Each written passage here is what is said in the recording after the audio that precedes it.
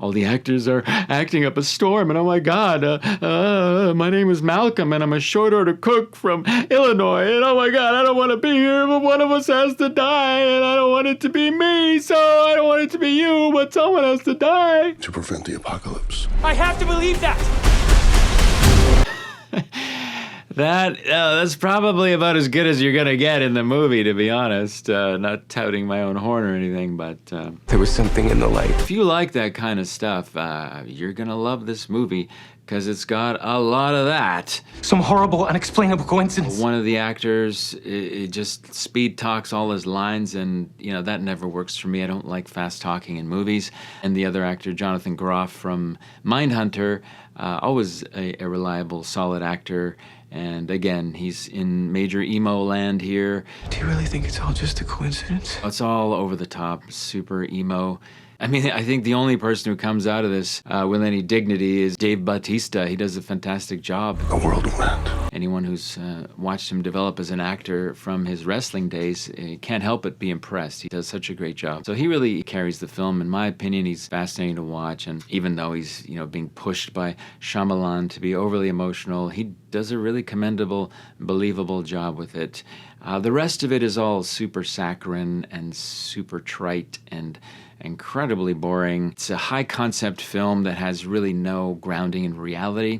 It's based on some kind of assumption about the apocalypse and the fact that somehow, for some random reason, this one gay couple with an Asian child is somehow going to save humanity, and they have the key to make the decision to save the rest of us. So if that kind of hyperbolic story design appeals to you, then again, maybe you will enjoy this. It did not appeal to me. I wanted to have some characterization. Well, how's that for a concept? We get zero characterization in this film. We just find out that there's two gay guys and an Asian girl they adopted, and one of them had to lie even to get the adoption to go through. No one seems to be upset about that. He pretends that his husband is his wife's brother in order to pick up the young Asian girl they adopt from some nondescript Asian country. Nobody seems to have a problem with two white guys adopting an Asian girl.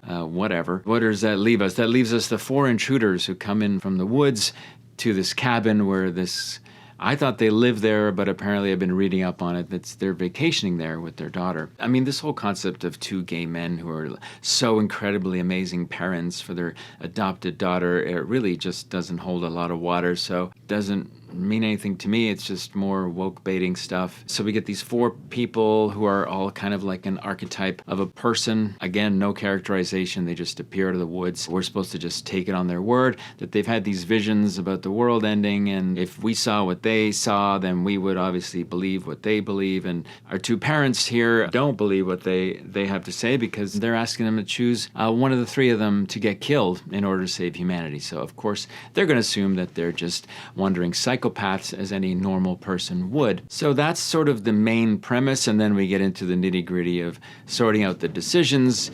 If one of the two dads isn't going to choose to kill either the other one or their daughter, then that means the four who've come to the door with their medieval axes, torture, medieval weaponry. That leaves our four medieval weapons enthusiasts who arrive at the door to sort it out amongst themselves. Who's going to go next if one of the world-saving family unit identity people are not going to choose to off themselves, then one of them has to, whatever. That's the premise. Really, if you've seen the trailer, you've actually seen the whole movie. Where's the twist? Exactly, like, where is the twist? Because the movie, the credits come up and you're like, that was it?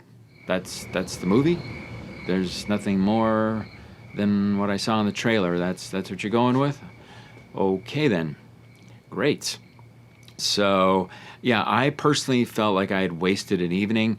I was sitting there, holding my head in my hands, watching it for the most part, waiting for something to happen. There's some, wild CGI stuff, which you've seen in the trailer, the big tidal wave coming at you and plane descending from the sky. And, all this stuff really doesn't have an impact. It didn't have an impact on me, and I don't really think it has an impact on the general audience either, because it's all CGI, and it just looks fake. Whatever. You buy into it, maybe you don't, but ultimately you just forget it. It's a completely forgettable movie. It's bait-driven movie. It baits you into emotional reactions. It's emotionally manipulative, has no characterization. It's incredibly uninteresting. I didn't buy this whole apocalypse thing. I don't know how anyone, thinking clearly about the world and what's going on would buy into this trope of this apocalypse thing. I mean, God, just look out your window. Just look at the news. What more do you need besides some imaginary apocalypse? Where's the twist? His brand is about having a twist. To not deliver on your brand is kind of dumb, right? So it's like buying a Nike without the swish, Coca-Cola without the Coke. It would be a really bad date night. You're just going to leave the theater going, oh, well, I guess, I don't know, what should we do now? What are we going to do with ourselves? It was probably one of the dumbest movies I've seen in a long time. Thanks a lot, Hollywood. Stay away from this movie unless you've seen every other movie on the planet. You've got Megan to go to. You've got Plane, an actually fun movie about planes instead of this drivel. It's a very, very, very faithful adaptation of the book, The Cabin at the End of the World by Paul Tremblay. And if you look it up on Google Reads, you'll see the reviews are just as divisive there. You have some wokenistas giving it 5 stars and 4 stars. And then you have a whole other segment just giving it 1 star. And that's where I fall. I'm in the 1-star gang. This is a complete waste of time. It's hyperbole. It's baity, it's emotional manipulation, zero characterization. It's a lousy time at the movies. It's a terrible date night.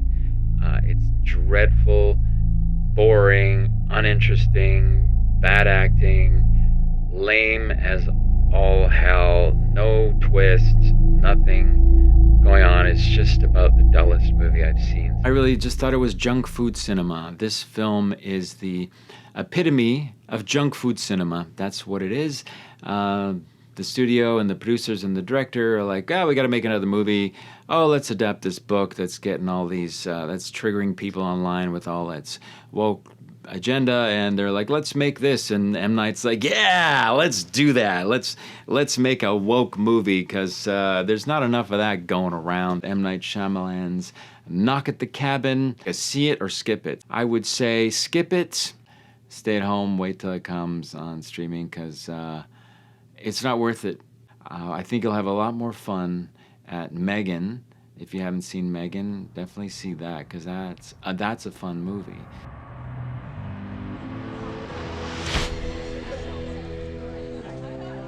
That's it for me. I don't really have much to add. I didn't like this movie, as you can probably tell by now. I thought it was horrible, and you could do a lot better by seeing just about anything else out there besides Knock at the Cabin, which is just dreadful. On that note, where's the twist? Thank you for watching. I really do appreciate you coming around and watching my videos and engaging with me on social media, leaving comments, and checking out my Substack. I just started a Substack for my long-form reviews, where I also do watch lists and what to watch this weekend, as well as my reviews, and I really love engaging with you, my viewers and my readers over there, and serving you any way I can to help you make the best decisions for you and your loved ones and your friends and family when you're going out to the movies. Keep me in mind, and do come back and tell a friend and bring them around, and let's keep this growing, and let's have a great time at the movies. Thanks so much for watching. It's a pleasure having you. Take care wherever you are, and do stay warm out there in mid-winter. All right, bye. Till next time, take care and all the best.